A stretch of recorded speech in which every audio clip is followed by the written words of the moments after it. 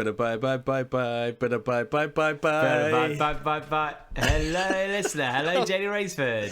Hello, David Hellard. How are you? Stressed, to be honest. Stressed and absolutely knackered. Why are you stressed about? Are you stressed about your forthcoming appearance on the Dragon's Den? Yeah. So we are Wednesday. Tomorrow is Dragon Den Day, the final den of the season. But as you've probably become aware by now, we get some investment, and with that, we've had our website redone, and this was meant to have launched, I don't know, 3 weeks ago, 2 weeks ago, and with the day before, and even last night, I'm still going through stuff, and there's so many things they just haven't done, and I don't know what. Do you know? I don't know what to do. We're just like, wait. I know this isn't done right. We need to do this. I know what you need to do. You need to follow in Adele's footsteps. You need to do a tearful Instagram live where you're just sobbing, snot coming out your nose, go, sorry guys, I just couldn't do it, guys. I just couldn't do it. It's all gone to shit. I can't do it in time. People love that. People absolutely love that. Well, I think that the issue is and this is the crazy thing. So, there's one of the companies I know, I won't say which one, they did 2 years worth of sales in 2 hours. Oh, wow. And it meant, so depending on the company, sometimes people's emails, they just stop working. You then have all these issues of having 200,000 people on your site in like a 5 to 10 minute window. And what that then entails, and these booking systems aren't necessarily set up for it. And even if they are, your email box might not be set up for exactly. it. Or say there's a discount code, or say there's sign up to this and get 10% off your newsletter. All these things, if they're not used to having thousands per second, which it could be because of the concentration, it just all collapses, and that traffic never comes back. People never go, no. Oh, what was that thing that I kind of was just browsing casually that I might have been convinced into buying, or sign up to a newsletter, but I'm now watching something else. So if it's not right, it's gone. Like this will be the biggest sales day in the history of our company. No, like for forever. It's not even like of this year. It's of forever. Oh, wow. 4 million people watching. No pressure. And so, do they factor that? Do they factor that in now? Do they factor that in when they're choosing investment? They must be an element in their mind, particularly with someone like Stephen Bartley, who's much more kind of switched on to this kind of thing. But have an idea that this is a product. If I say yes to this on broadcast, I'm gonna make a big chunk of that investment back right away. Because this is going to be huge. Actually, yeah, true. Even because Mr. Jones came up to me and said, we can do $1 million together in the first year at least. And I'm like, oh right, okay. I'm not sure how true that is, but so the just being on the den is such a huge exposure. But then it depends on the stage of company. So because I've been involved in startups and around that kind of scene for quite a number of years, unsuccessfully. It means I've known loads of people who've been on the den, and I'm working with a lovely lady at the moment in the co-working space where they had a concept and the product wasn't for sale yet, and so all this media attention doesn't do anything. Really, no, exactly, because It just gets you loads of questions that you have to reply to and loads of work on that front, and so in some ways it doesn't help. And then you maybe can relaunch easier, where you're like, remember that company that went on this, and then blah blah blah blah. But it's going to be tonight. Are you coming up? Tomorrow night. Are you coming up for it? I will come up for it. Yes, absolutely. Oh, good man. Absolutely. So we're going to watch it in a pub, and it's going to be weird, because I'm going to be half watching, but then actually mainly just looking at my phone and my laptop. You could be a millionaire by this time on Friday. Yeah, likely. And then you promise you'll get a new microphone. That's the. But even, I mean, actually, even say we did 2 years worth of sales, UK sales in 2 hours, that would be insane. But it's not really that much in terms of. I'd have a bit more money, but it's not as if we've done 7 million over 2 years and we'll just get that in 2 hours. But you get, thing is, you get to have a Facebook ad, a video Facebook ad of you on the den that can go out all the time as well, because that seems to be the thing that people do at the moment. Oh, and it's funny because all that's on my feed at the moment are people who were on the den and got investment and stuff, and they might have been those type of companies, actually, the ones that couldn't take advantage of it at the time. And so I can imagine you doing a Facebook ad of yourself, with all the expressions and everything that goes with it. I'm looking forward to it. I can't wait. I didn't know I was so expressive in how I respond to things. That's what's really surprised me. But now, what has been going on in? We've had quite a lot of fun feedback from the do bag. I like you when you changed that. We've had good feedback. We've had feedback that's amusing. I'll quickly see if I can find it. So, you probably don't go in the Bad Boy Running Instagram that much, but I do. Giacomo I go in it all the time and answer and respond as you to. No, I don't do that. But I do go in all the time. I can see all the conversations you're having. Does. It's weird. People must think that account is really schizophrenic. Yeah, I mean it is, and often just left out to rot. But Giacomo Mayhem, he's messaged. He's found a product that is in France. It's called Good Gout. I'll see if I should. Can you see this? Oh yeah, I can see that. Good Gout. And what is it? What does that look like? Peas. Le petit pois. It looks like peas. Peas for gout. So. Maybe I don't know if gout means something else in French. I assume probably not. No. Oh, no, it's not an actual gout remedy then. It's just a French word that is the same as gout. I don't know. Well, there we are. Google Translate. Or maybe this is a way of having better gout, but I thought this could be something you could look into your next trip to France, resolving your gout issues. So thank you for that, Giacomo. And I said last time that we'd read out. So Kirsty Harper had messaged about. We've been asking for people who were talking about podiatrists, physiotherapists who they could recommend in the UK, because we'd had our great interview with Tim, but then the big issue was that really you need to be able to see the podiatrist to be able to get a proper assessment. It doesn't work online. So Kirsty had said, you've been discussing feet podiatry. I'd highly recommend a chat with a physiotherapist from the northeast Scotland called James Cruikshank. James has a program called Unlace the Brace. I like that. Unlace the Brace, which is a 30-day program, 20 minutes a day, all focused on foot strength, balance, and your connection with the ground. So there's an ebook, there's YouTube videos. It's only 12 quid for the ebook. And she said this made an incredible difference in how my feet felt with she has arthritis, and also my running stability.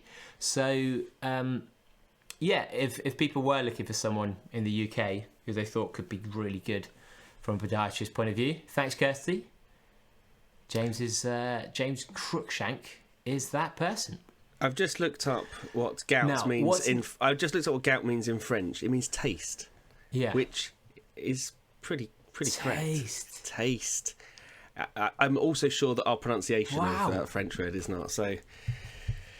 But taste is what normally gets you into a problem with gout, isn't it? So tasting too much. So you only sometimes have taste is in essence. I have intermittent taste. You only have taste problems.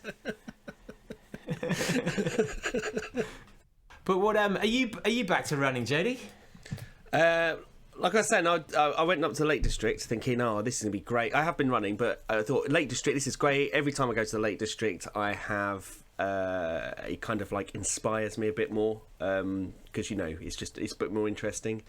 And got to Lake District and was ill almost immediately for 4 whole days, and it snowed as well. So it wasn't the best trip. But do you know what we did? Do you know what we did up there? We did an escape room. The weather was that bad that we found like the only escape room place we could find. So we did that instead, a family escape room. Was it by the coast? No, it wasn't. It was. We did that escape room. Oh, really? It wasn't by the coast. It was by Newby Bridge. Oh, maybe a different one then. Yeah, and we did the same thing where we looked at it, and I quickly skim read, and I went for the 5-star one, not realising that wasn't the rating of how good it was. That was the rating of how hard it was. And they're normally games for like 7 people. So Briggsy and I go in there and we're having a great old time, but we haven't really done escape rooms very much. And they're like, pull that thing, like, oh right, really? Oh right. And so I think there's an element of when you get used to them, that you just anything unusual you just start playing with.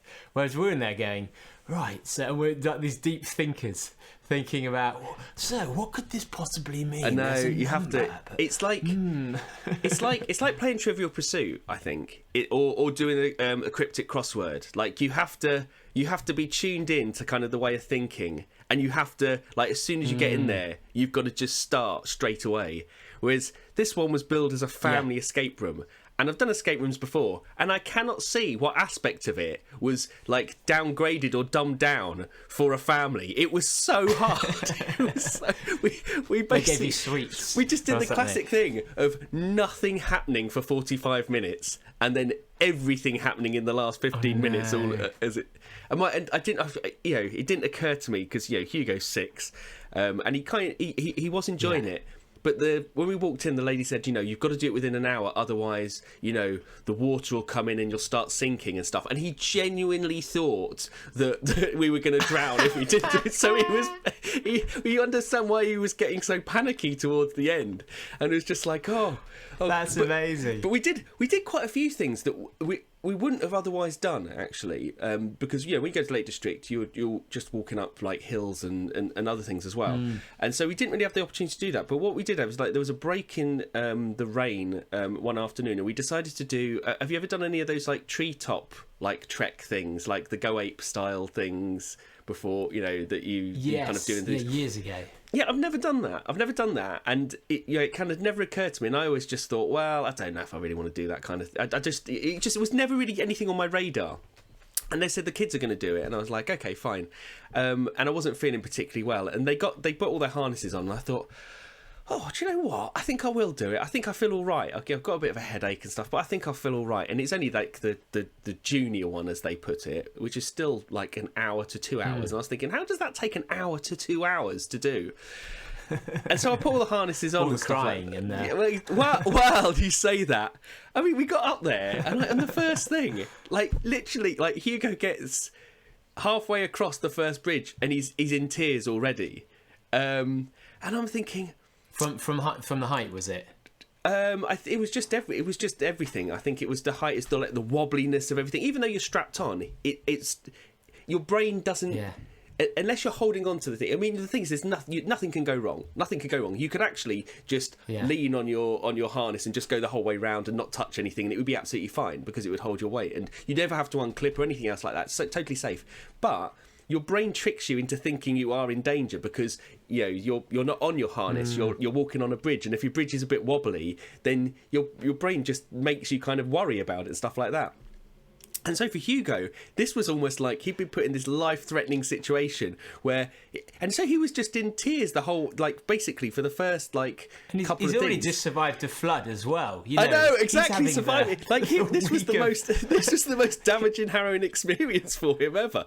And we kind of got halfway, and I'd asked the guy beforehand. I said, well, what happens if someone needs to be kind of rescued or whatever? He goes, oh, well, we need to call someone out, but normally we just get them to go back the way they came. And so we kind of got halfway round, and Hugo was just really... the thing is, he was doing really, really well. Even though he was crying, he was still doing it. Yeah. He was still doing all of it, and eventually we did it, and we got to the end. And I've got to honestly say that actually, there were bits of it I was like, well, do you know what?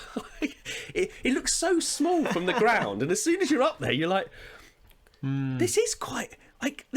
My mum would never have let me do anything like that when I was younger. I was completely protected from all that type of stuff. My mum would have been like, that's too dangerous, stuff like that. And so, you know, when you experience things that you should have experienced in your childhood, but you experience them in your 40s, it's like skiing. Like, you know, when if you ski from a child, like, nothing scares you because you're so low to the ground, you've learned everything. You ski as a 40-year-old for the first time, you're like, this is the most frightening experience ever. I'm just petrified the whole time because I'm not used to this. I've not grown up with it and stuff like that. So he did that, and he did that brilliantly. Were you trying to keep your composure? Were you trying to not show fear? The amazing thing is, might then instill fear in. As a parent, I've had to do that all the time.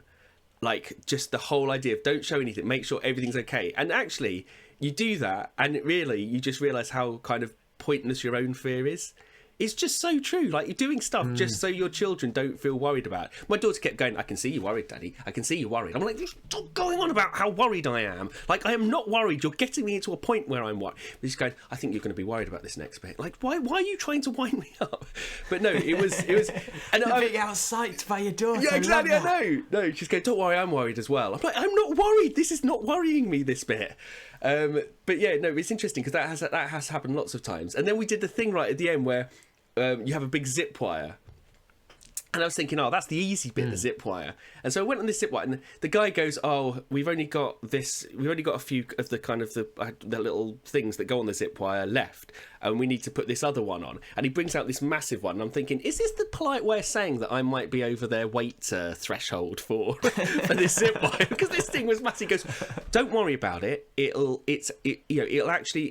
slow it down a little bit, so you're going to lose a little bit in terms of speed. Well, he didn't feel like that when I was on this damn zip wire. This zip wire was like the fastest thing that I'd ever been on. I was like, what? I wasn't expecting this bit to be like quite hairy.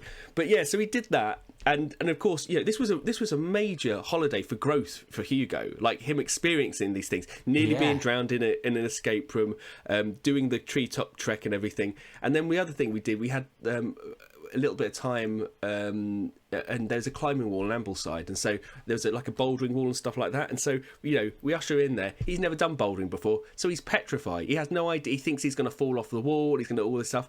And by the end of it, he was absolutely loving it.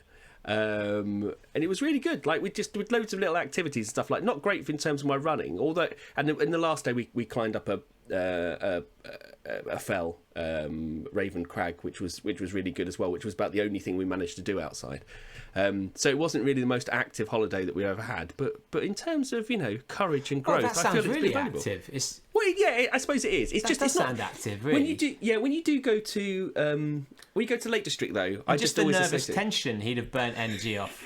Well, exactly. He wakes up every day absolutely petrified about what's gonna sweat in the bed. What horrors are you going to put me through today? And then he falls asleep. When the adrenaline runs out, he falls asleep immediately. It's perfect. It's worked really well. So yeah, not active in terms of being able to do running or anything else like that, but definitely other stuff. So it was good in the end, but you know, and just not much running involved. Well, I've done my first park race, proper race. Oh, go on! Did you take a dog with you just to wind people up? I had 7 dogs pulling me while I still could, and but I'd been with Chris previously, and we'd gone around together. But this time this is the first time since the injury started that I've run something timed that isn't just on my watch, like a proper. And what was your percentage? What percentage effort? What percentage effort did you go? Oh, I don't know. I've not looked at things, but that's the thing. I had no concept of what. I didn't look at my watch. Yeah. I had no concept of what pace to go for. Yeah. Or what even feels right. And I've forgotten how hard it can be. Like that was harder, I'd say, than some marathons I've done. Yeah. in terms of just how brutalized my lungs were. Yeah. And within, I thought I'd started a reasonable pace, and within, I'd say 1.3 of a mile, I was ready to stop. So about wow. Just over a third of the way around, I was at the stage of like, I just can't. This is so far left, and it's a course as well that's quite deceptive, where it almost looks like a Mr. Blobby. So the run back in feels as if you get there when you're maybe 85% of the way round before you do the run in, and then you're going uphill. So I've forgotten how hard racing can be if you get it wrong. Yeah. And just go flat out. But also, actually, I didn't even feel. I felt so bad at the end. No, sometimes you get that high at the end. I just felt awful. I couldn't speak for quite a few minutes, and it made me realise that maybe that's partly, I think, why I'm a reasonable runner, is that I did just bury myself completely. Yeah. And for what? But well, no, I think you made 2 points there. One, I think that's exactly it. I don't think I have ever. Well, I think I've done it. I think I've done it a couple of times, but I can literally count the amount of times where I have raced so hard and tried so hard at something that it is. I would say that was 100% maximum effort. And I think that's what that is definitely something that contributes to it. And the other thing was, you said about that high you get at the end. No idea what you're talking about. No idea what you're talking about. The high you get at the end. When does that happen? That's when you're sat at home eating the pizza with your legs up and everyone like waiting on you because you can't move. That's the high. Yeah, it's the sugar rush of your food afterwards. Yeah. Yeah. But it's good now because I've got a time, I've got a marker, and I've been back since. I've done. Do you want to share that time? Do you want to share that time? Or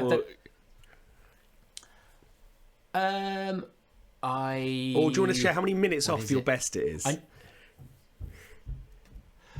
I can. They email you, don't you?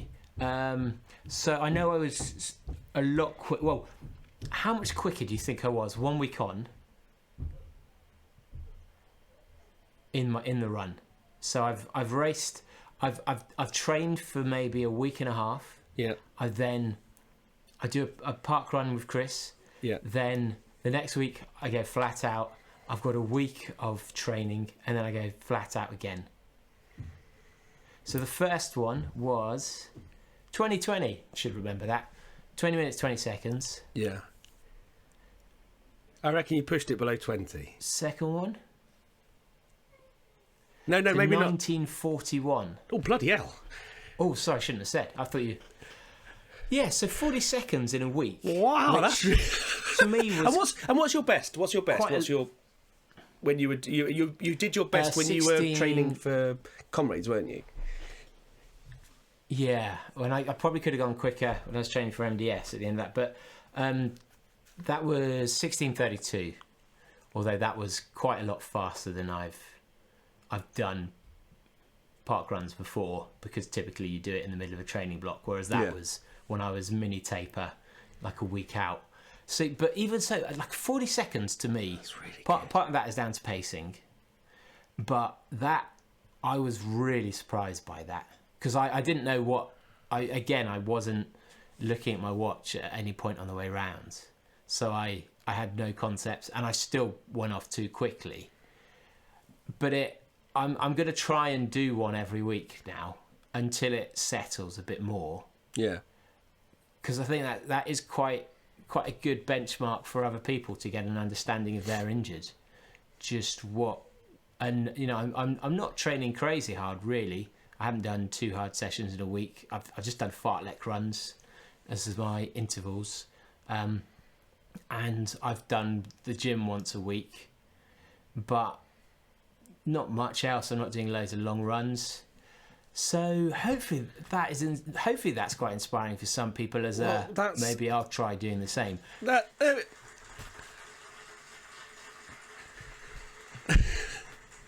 Oh, this is the new clap. It's very soft. It's a very quiet clap. It does come in very quietly. It comes in very quietly, doesn't it? Yeah, I think it needs a louder clap. What's the cheering like? It's a very polite clap. So, D-Badders, this is Jody's new toy. Yeah, this is our attempt. We're testing out some new things. I was interviewed on another podcast around the book, and they. What was the podcast? I can't remember. Can't remember what the podcast was called. Oh no! It was. No. I can't remember what the podcast. I do so many of them, but no, I can't remember what it was called. But yeah, but their setup was like really, really professional, really slick, and they were using this this software. And I was thinking, oh god, the picture quality and the sound quality is excellent, and they had a little producer who jumped in every now and then to help out with stuff. So we're testing this out, and I didn't realise until I signed up for it that they've got these ways of adding sound effects.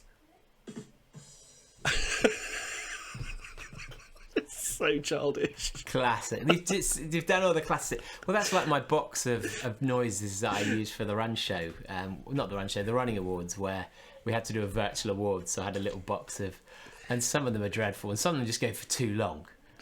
I mean, the cheering one goes on for far too long. I don't think I've ever experienced that amount of cheering in my life.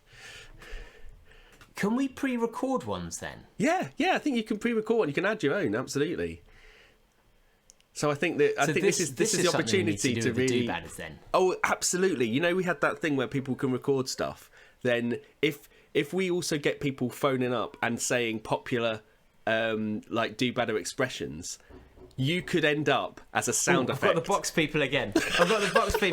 Keep on going, Jody. Keep on going. So at this point, David has run down the stairs. He needs to talk about the box people. He's not talking about anything sinister. It literally is people delivering boxes. I've already heard their conversation about how they're moving into down the road. Very interesting. I think they're Australian as well. Let's not hold that against them. He'll be back in a second. He still needs to decorate his room. I missed the Liège picture, definitely. And they're normally used to that wardrobe door being open and basically seeing the entire contents of their life. There should be a dry robe in this room, I feel, and it's not. Although I don't know if he's into dry robes anymore now that it's become very popular with yummy mummies.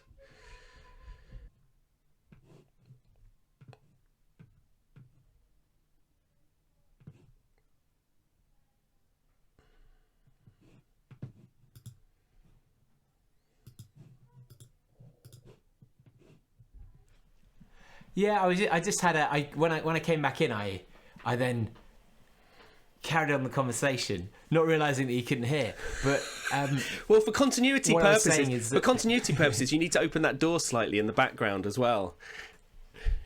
No, it doesn't matter. Doesn't matter. We've had. I quite like the fun of that. But we did say in the podcast previously, and then we forgot to keep on reminding people, and we put it in the Facebook group, is that you can record little snippets, whether it's questions, whether it's feedback, or now, whether it's little jingles / part of the lexicography. Is that the right word? Lexicography works. If you go in the group, you'll be able to find it. Lexicography. So it's bit.ly/badboyfeedback. So https, that / bit.ly/badboyfeedback. It's capital B, capital F. And you can then record things that get sent to us, and we can add those. The intention initially was to add them just as kind of letters. It's your letters writing in. Here's your comment. But actually now we can start to integrate you as part of the sound effects of the Bad Boy Running podcast. That's pretty fun. Yeah, absolutely. But it doesn't mean you get royalties of any kind. Let's just make that clear at this point. Yeah, we do have to specify that. We have to remind. Right, I'm trying to think of some quick updates to do then in terms of various things, whether it's running. Firstly, we had a vote in the Facebook group. Oh God, did on we? Whether people knew that you were called 3/4 or not. I was surprised by this. I was surprised. The thing is, so the question was, who? Yeah. No, I said no. You do the answers, and then I'll say my bit about it. So the question was, who knew that Jody had the nickname 3/4?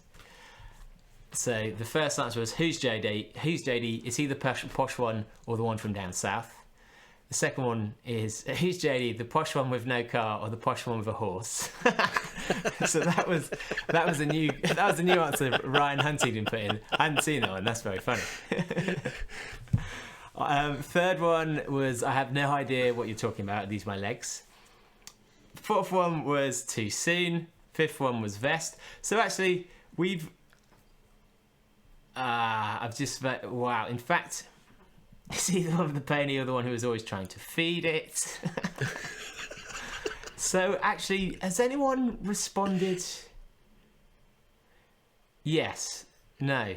Well, if they put too soon, if they've answered yes, if they've answered too soon, then they will have known it, because too soon was always the comeback about it.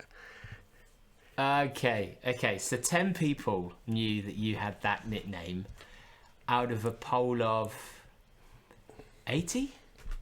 This is the interesting thing. I think this was useful, because when you are surrounded, when you have a group of people around you who are constantly going on about the same fucking thing all the time, and constantly, bullies? I do mean bullies. I wasn't gonna use the term bullies, but I think bullies. When you have a group of people around you constantly bullying you and mocking you all the time, it feels as though the world is mocking you.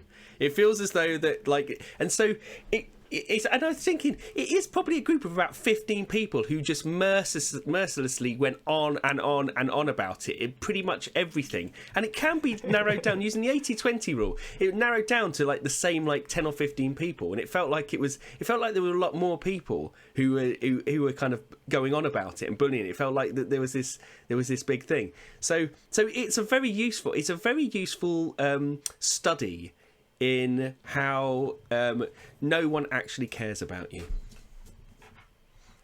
Or, I mean, this is only part one of the study, because now you very cleverly increased the number of people from 15 to an extra 70. Well, an extra 6,000 for this episode. So, well, I do think you're now looking at.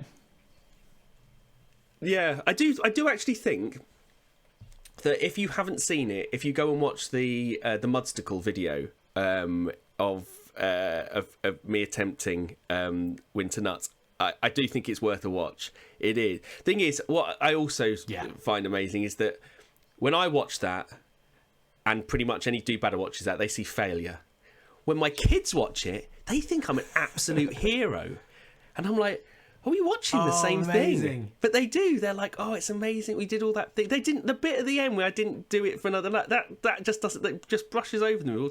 So they want to do. They want to do kind of like that kind of stuff. But we've not been able to do anything like that because of pandemic and other stuff as well. So it really shows you interesting how different people's perspectives are. It is great, isn't it? And also, they're seeing their dad in a situation they've not seen before. They're not expecting, and. You know, and they've never seen you deal with so many brutal put downs from presenters so successfully. So no, they haven't. But I do think from now on, Do Badders, whenever Jody, if you're in a round with Jody, you always need to bring him 3/4 of a pint. From now on. Most people do. Most people do. So. But other running news. So what have we got? We have. I was just going to point out that Ali was one of the ones who did mercilessly rib me. So she is absolutely still deserving of that moniker. And so even if it is the same 15 people then using it on her, the whole thing is worth it. Yeah, absolutely. Now I've got a few things on here that one is to do with the Tour de France. Well, firstly, what? Albon.io. Are you gonna? So. Oh, John, you sent me this, didn't you? Yeah. I've mentioned it briefly before. Yeah, so we have just been a bit rubbish. Well, I say we, as in myself and Briggsy have been a bit rubbish and communicating and doing anything recently.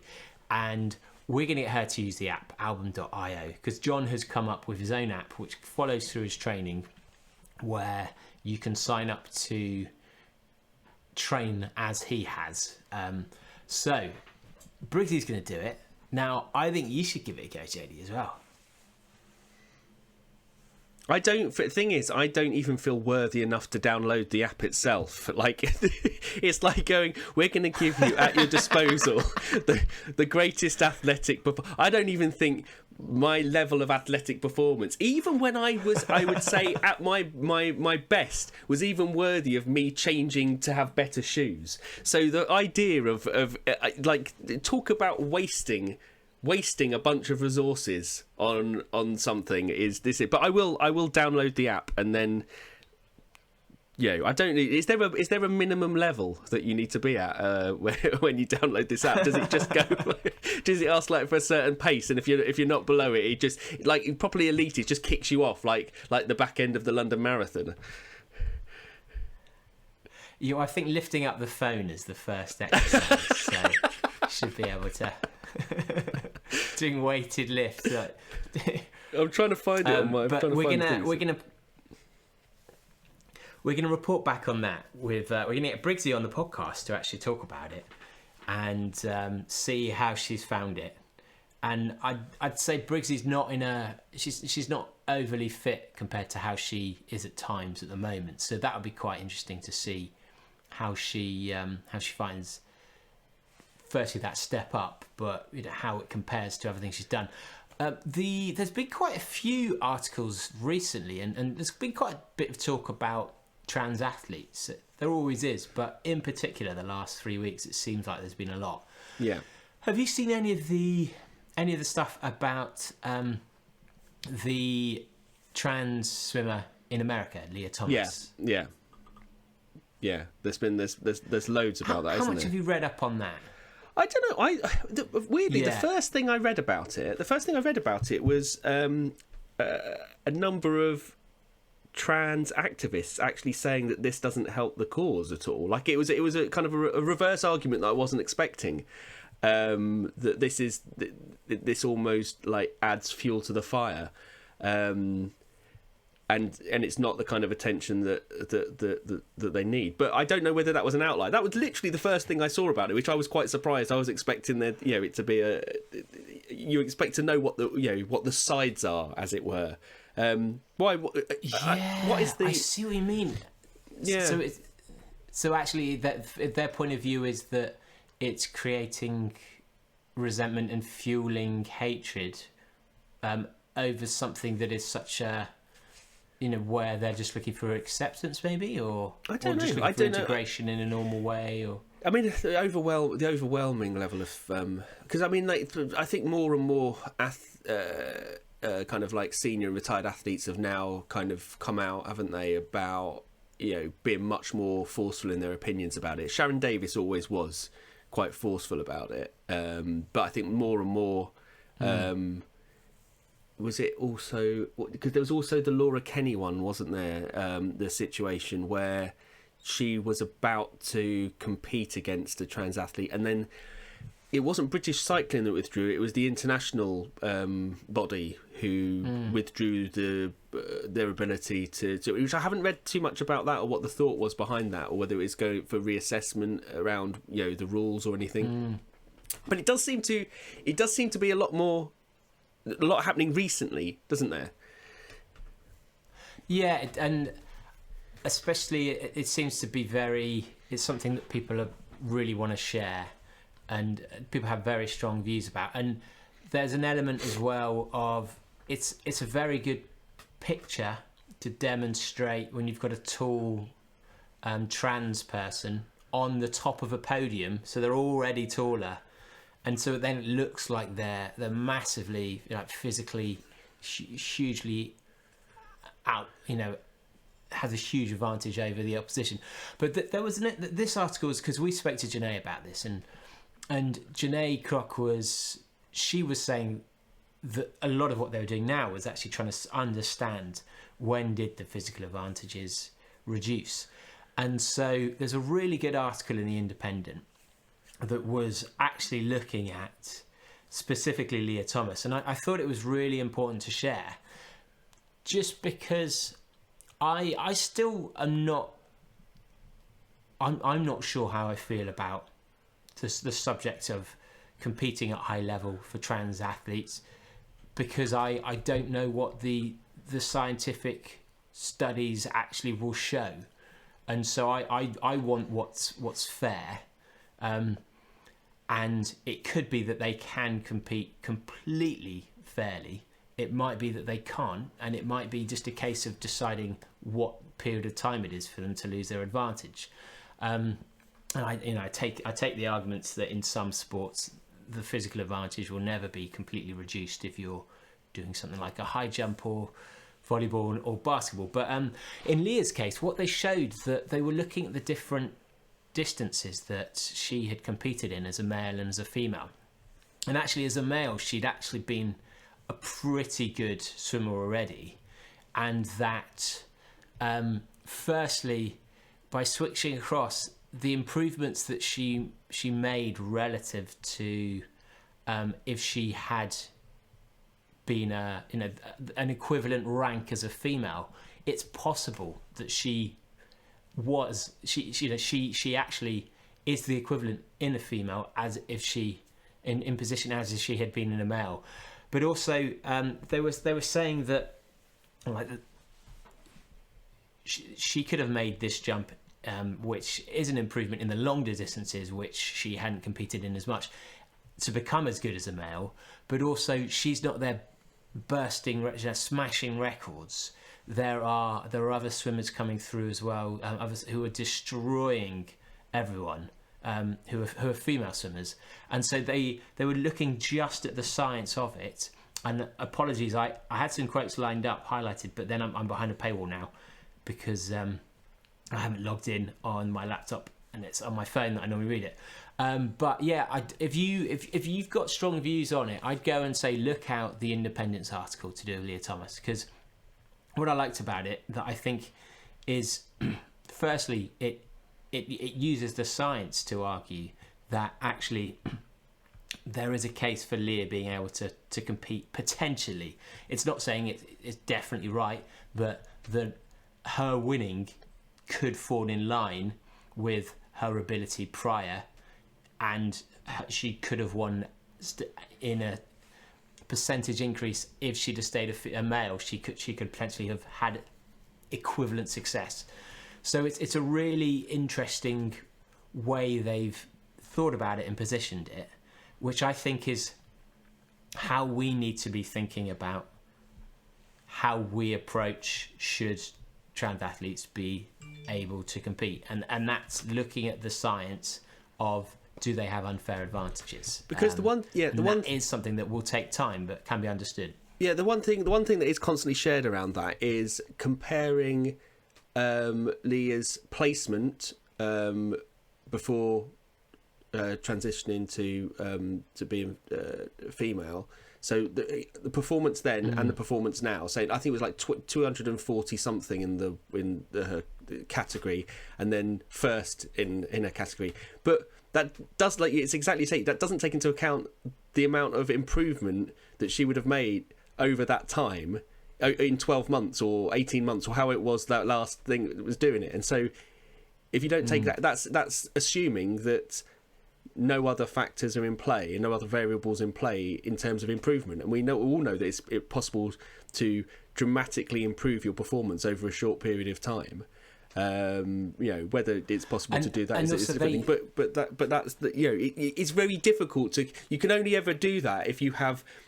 Well, there's no real way of comparing, is there? That's the thing. There's no real way of comparing. But you. Yeah.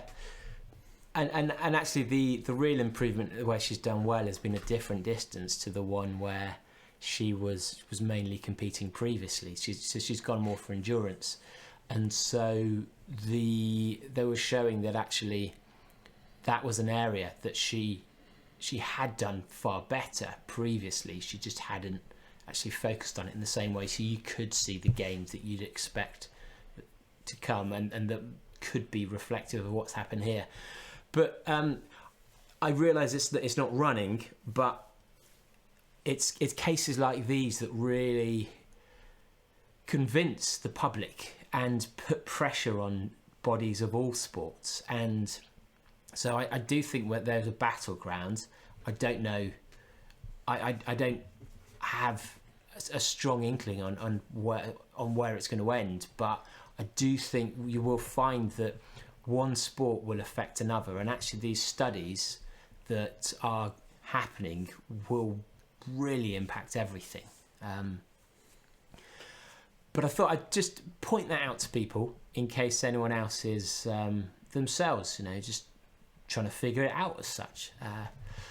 Then, what else have we got as little feedback? So I was going to talk about a really good piece by the New York Times about a Ukrainian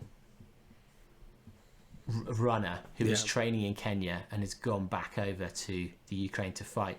But actually, off the back of Sergey, who was the translator at the Run Show, he put me in touch with someone who we've recorded an interview with now, who's a Ukrainian ultra and marathon runner who is in Ukraine. So we've got that. But something that I thought was quite interesting is that, again, not running, but Strava are sponsoring the Tour de France. Really? Do you hear about this? Is Strava well known for cycling stuff already, or is it an area that's moving into? I'd say Strava was more of a cycling brand than a running brand, actually, to start. Oh, okay. Because even the whole concept of things like being your Strava segment crown winner and the king, that is reflective more of what happens in sport, in cycling, where you'll have your sprint stages. Whereas typically in running, you wouldn't have a shortened segment that was important. You just have a race. Oh, I see. But okay, so that's where it's come from. Okay, no, that makes sense. Yeah. It's it might be that they'd have introduced that anyway, naturally, and it wasn't inspired by cycling, but I'd imagine it probably was. But it's I think this would be really interesting because we love to highlight that cycling has often had people who are fairly open to new methodologies, we say. And what I like about this is open-minded as to pharmacological interventions.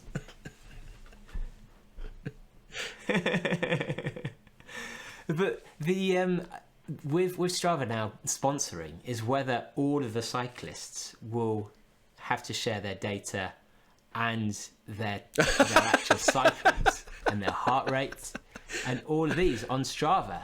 Will they be live? Will they live Strava it? Will every segment where you have a sprint stage, will that be a Strava segment? Because this could really revolutionise how Strava is used in sports. And Tour de France already have that data within the teams because they're all recording their power and they know what power they should be doing at any point, and they're recording the split times as the race. But whether they then publish it all and have it to show, firstly, that is really interesting to be able to compare with historical data, which makes it actually harder to cheat because there are just some power outputs that you shouldn't be able to do at certain times. But also whether, if that happens, will we see that in other races where suddenly we'll get all the elites of the London Marathon, the New York, and Berlin all running live or all having their data integrated with Strava?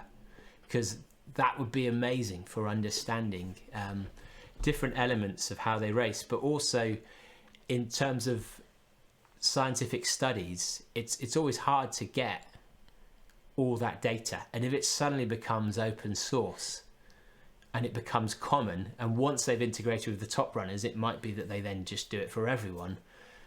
This could really change the way that we analyse all training and all performance, and be able to have these huge data sets that can suddenly give us insights into all these other aspects of training that we don't understand as well as we might.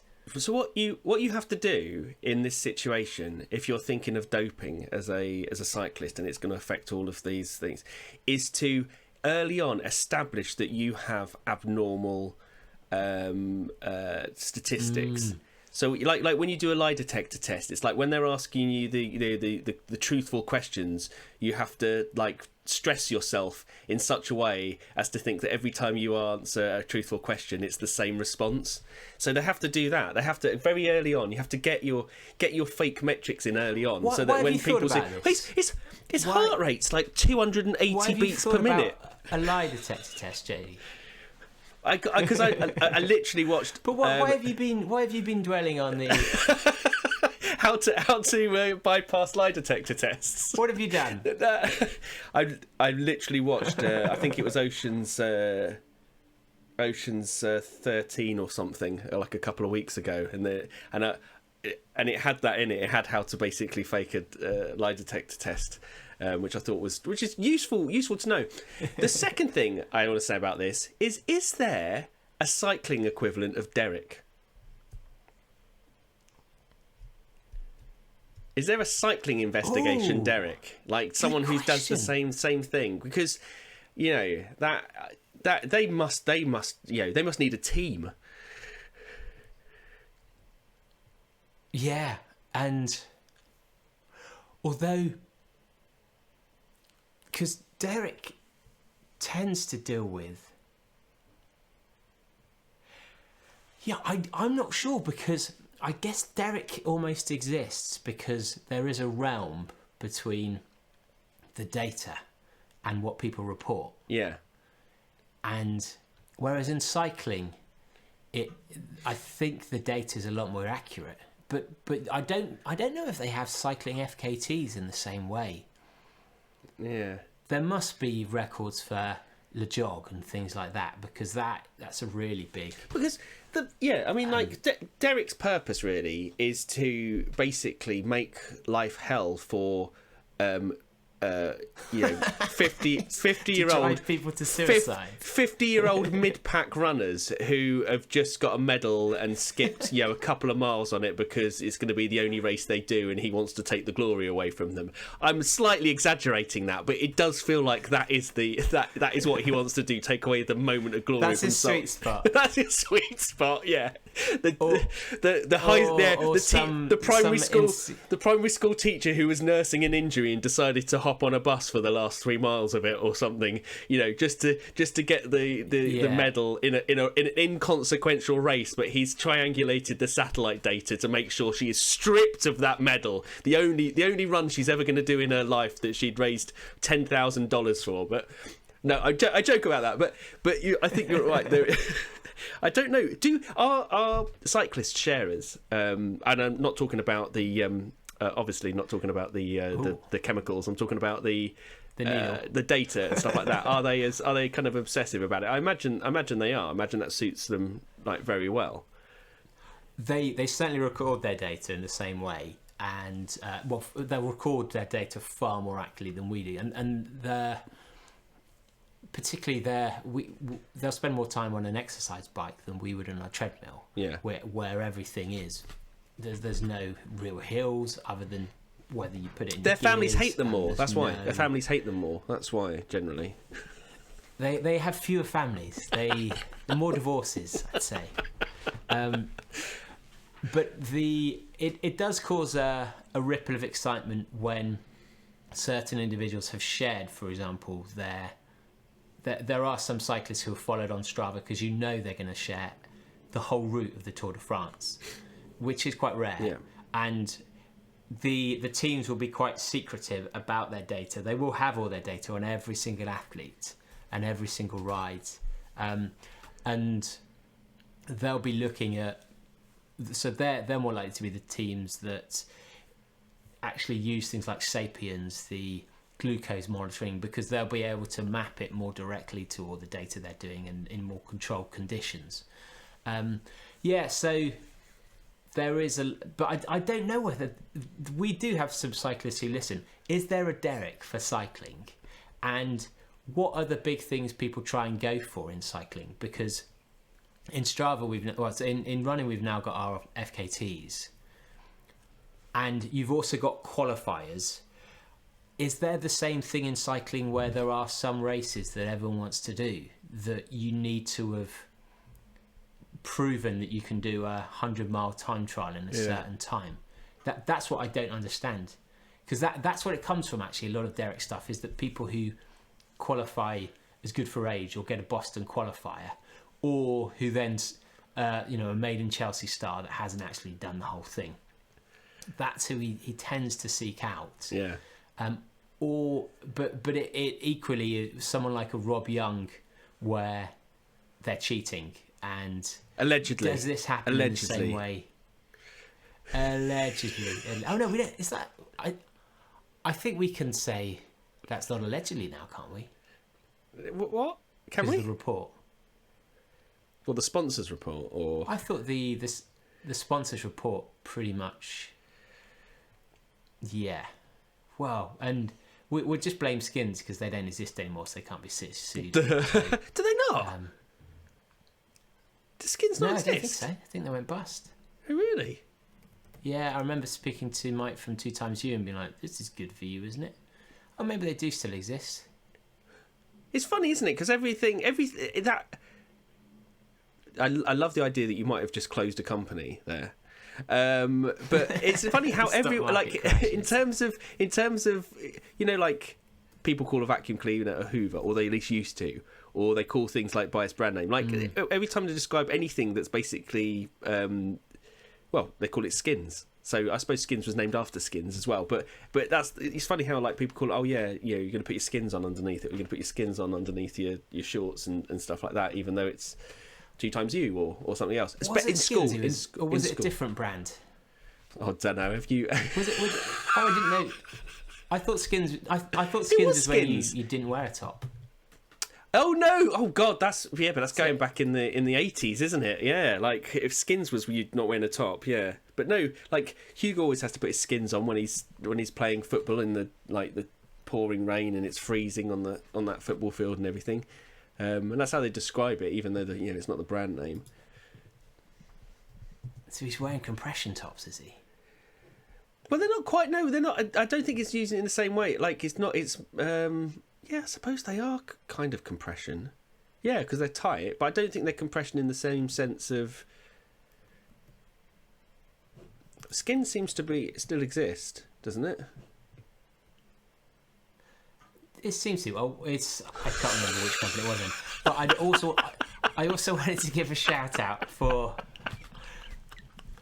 We always want to reward companies that are doing good things. Yeah.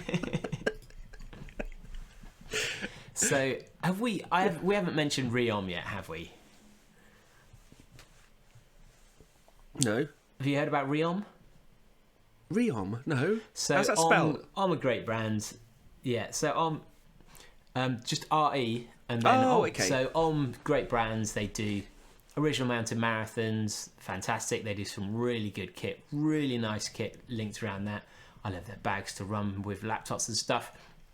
They've launched something called Re-OMM, which is repair, refurb, recycle, which is utterly brilliant. And so you can buy refurbed bits of their kit on their website at a reduced price. And you can find outlets that you can take your kit back to get your kit refurbished. So they've partnered with a company, so they say send us your old kit to be responsibly recycled, or give your old kit a second chance with our professional repair service. So that is we've recorded already with Rerun an episode about looking after your kit, maintaining your kit, but that is such a good thing that they've done. And their kit is, I mean, generally kit is quite expensive anyway, isn't it? And OMM stuff is pretty cutting edge because it's insanely light because it's created for running fast. And so they've now got things like some of their bags reduced from 120 quid down to 50 quid. And they'll just tell you what's happened to it. And I just think it's such a good thing for them to have done. Has it been cleaned? Yeah, I assume it's cleaned. I assume it's everything along those lines. I think though that there is a market in selling unclean, what's it called, unwashed kit from elites. I think that is a whole new area. I've added the way that I said that has added a sinister element to it that I didn't want to have a sinister element. What I meant was like if you could take the backpack that someone ran at UTMB and it hasn't been washed or used and stuff like that, and and that you're getting like a it sounds much more sinister now. Now I've vocalised it. It sounds incredibly sinister. Forget about this idea completely. Delete it all. And are you expecting to sell these in vending machines in Japan? No, vending machines in Chamonix. Is that in Chamonix? That's the red light district for this kind of stuff. Well, I'm trying to think if because we've done a good amount of time now. I'm just trying to think if we've got a poll for this week. Can't think of. Well, I think it's quite interesting to know whether people would actually do people, when it comes to kit, do people want you, or are people happy to buy refurbished? Because there is an element of you wanting something completely new. It's going to be working well. It's going to be more durable. So will it work? Are we? Because that's useful for marketers to know as well. And actually for I'd love to know how it works for them, if they're going to see new customers coming on, if that's how they're seeing it, if actually they can make as much money from this because the cost of the equipment is so much, and actually, so is this actually going to help them financially or not? Are they doing it because it's the right thing, or are they doing it because it's the right thing to do and they'll make money? But we'll put that in the Facebook group. It's weird with the economics of it, isn't it? Because the economics work against it. Because essentially the whole idea is that when you start producing more, especially in the manufacturing process, you start producing more, you start benefiting from economies of scale. Whereas if you're actively reducing the number of stuff that you're getting, then there's a potential that prices are going to rise because the number that you're selling is decreasing. So I think it's fascinating as to how this plays out, or whether it's just whether actually there isn't demand for it, but the optics require you to do something like that as a manufacturer.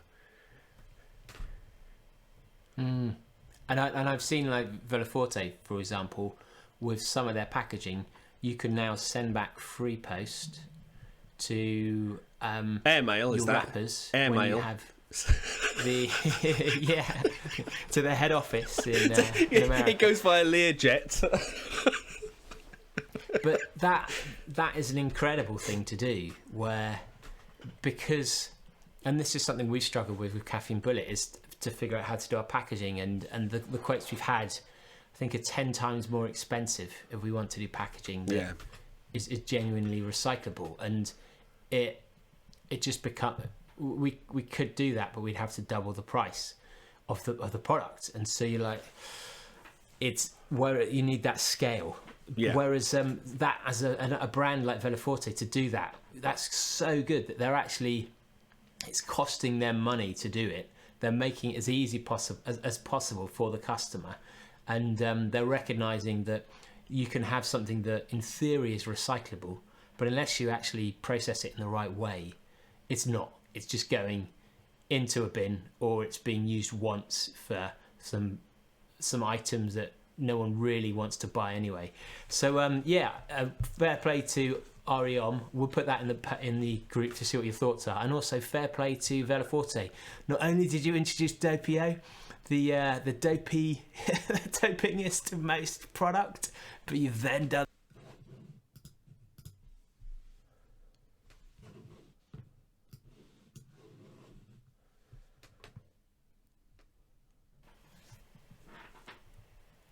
There's now 3 of me, I believe.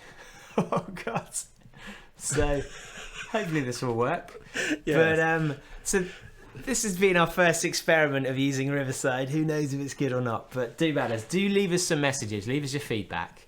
Get in the Facebook group, and we'll pin it. We'll pin it in the Facebook group, but bookmark it once you've pinned it. But it's bit.ly/badboyfeedback. All starting with capitals, BBF for the capitals, and leave us some messages and we'll start playing them.